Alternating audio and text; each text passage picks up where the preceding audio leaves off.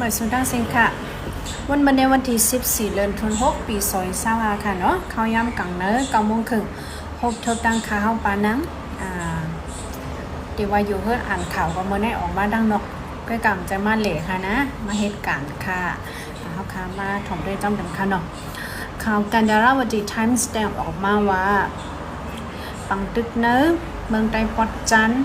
ใจเว้งฝ่ายคุณเป็นเฮาแห้งๆจนเปิดอันแลก้นวันตา15วันในปลายเพนี่ค่ะนะมันเป็นดิกมันไว้ค่ะนะย้อนนั่นแลค่าอำฮู้จักไผไต้มันได้ลีค่าได้ย้อนออกเสียงอันเขาแต้มไว้ดังดิกมันนะวันเจ้าในอันมีอยู่ไผออกเว้งฝ่ายขุนนะคะนะไผขุนนั้นมันได้มีไผตกไผออกมันได้มีแม่น้ำแคนกลางมันค่ะนะอันข้าวเตว่ามาเร็วแน่มันได้เป็นวันเจออันมีอยู่ไผตั้งออกแม่น้ำนั่นเขาแต้มไว้ว่าอาชีพประกันนั่นนะก็จะนั่นป๋องมันได้มีแม่น้ำไผนาแม่น้ำนั่นนะวันเจออันเป็นอันว่า2น้ำแก่100ป้อน้ำป้อหลงน้ำซบแล้วก็ปิ้งในกุ้งเนี่ยค่ะนะ14-15วันเนี่ยค่ะเนาะในปลายเพทำจังอยู่ในวันนี้เนี่ยค่ะนะโดดตั้งจอยแถมตั้งนำตั้งหลายเนี่ยค่ะในก็ย้อนซัวเขาหลอดเพก็เจ้าเขาดีเขาตั้งค่ะเนาะสืบซื้อในข่าวไม่ของแต่มาว่าดีเว้งเป้าอ่องปั้นค่ะนะเมืองไต้ปอดจานค่ะย้อนเปิดฝนตกมาน้ำท่วมหลังเฮิรนหมก1ปากในยะนำเขานำลกนำท่วมไว้ไหนค่ะนะเนื้อปอก3ปอก4แล้วก็ปอกยองเป็นช่องเลยค่ะเนาะ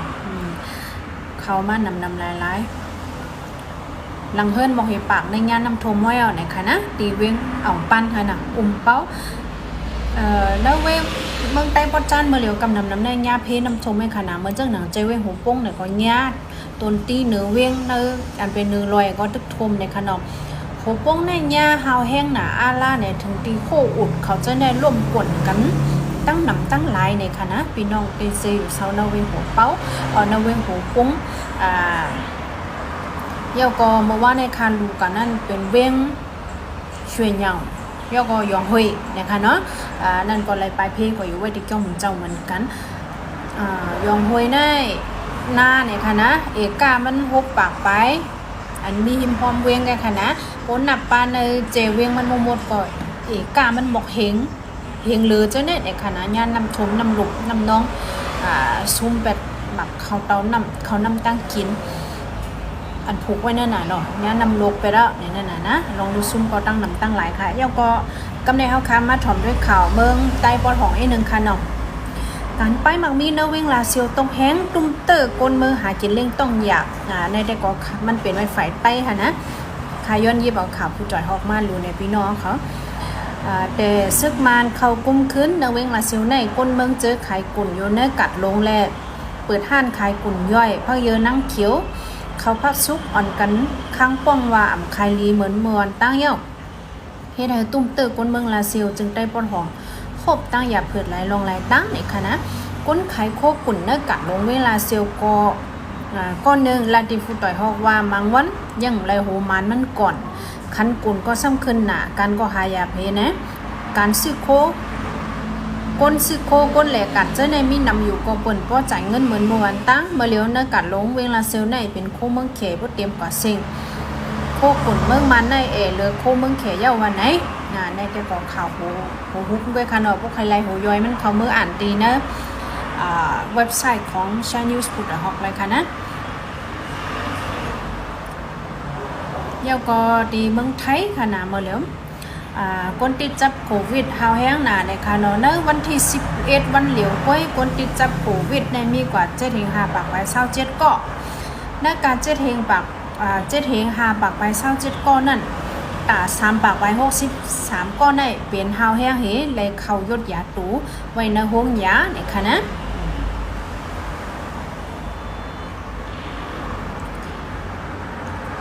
อันติดจับลำเนยเปิ้นได้ก็เป็นในกรุงเทพนะคะนะวันเหลียวก้อยติดจับกว่า10ปาก40ไป7เกาะในค่ะเนาะ สังเจอว่าตูเก่าในมีลมไข้ลมหนาวไอมาคอเจ็บมาน้ำมูกไหลมาเจ้าในก็แค่นตอกกว่ากดทัดแล้วก็สังเจอเจ้าหูตูก็ได้เลยเจ้ายอดยาเจ้าแค้นในคณะสังเจอหูตูว่าเป็นเหี่ยวเมียวจอมนำเปิงฟังมันอันคาลัดก่อนนั่นเหี่ยวเมียวในจึง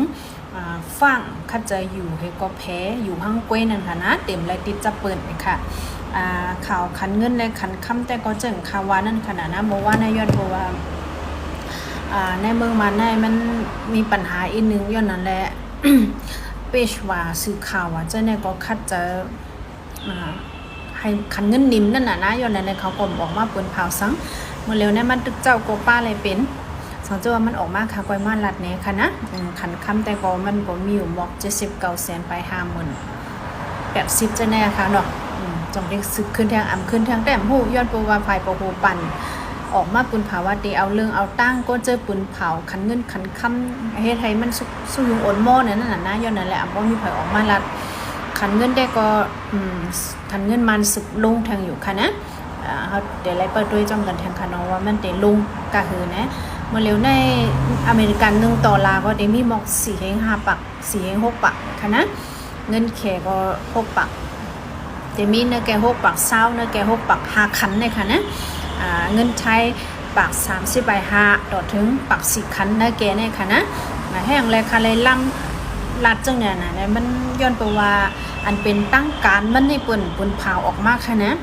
ลงของจังเมืองมันเนี่ยขัดใจกุ้มทิ้งไว้ให้มันนิ่มอย่าไปให้มันขึ้นแทงนั่นน่ะก้อยกะว่าเปิงเป็นอันเต้มันตั้งนอกทำก่อนทำซื้อขายกันจ้อมหนังมันขึ้นนั่นนั่นน่ะนะย้อนนั่นแหละค่ะเลยล่ำเห็นลัดตอนนั้นในได้ก็ข่าวคือตันค่ะเดมีมองในก็เอาค่ะนะจงไว้ฮบจบกันทางค่ะเนาะยินหลิงยินจงกูก็ค่ะนะดีเขาติดตามมานำไม่ส่งกูก็กูก้นแลย้อนสู้ฮับพี่น้องเขาอยู่ลิกินวันกันเย็นแคมสามังมิลิเป็นหลอดเพกันกูดีกูตังกูก็กูก้นเสกกำคากำพาลงกอนาลิโกมากูวันค่ะเนาะเอชเรรังอีหลานก็มังก็ได้ว่าเครื่องบินก็ตกไว้รายหันวิดีโอจะในใจข้อคำดีค่ะนะย้อนอะไรลองหลอดเพในลำลองที่สุดอยู่แล้วเนี่ยก็ให้รอดเพกัน